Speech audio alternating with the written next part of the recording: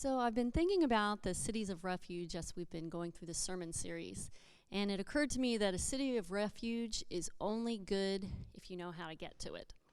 Everyone in the Old Testament knew where the cities were in case they needed to get to one. Today we don't have physical cities of refuge, but we do have spiritual cities of refuge, and that's in God. But just like in Bible times, if we don't know how to get there, it's useless. And how do we find our way to this city of refuge?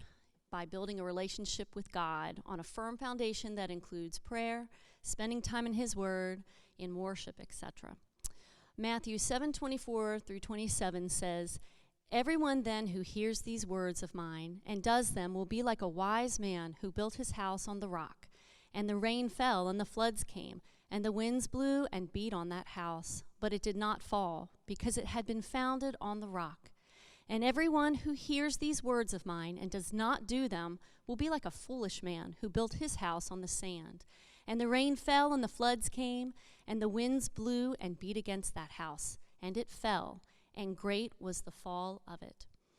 Our VBS theme this year, even though we didn't get to have it, was Concrete and Cranes, which centered on building a solid foundation on Christ.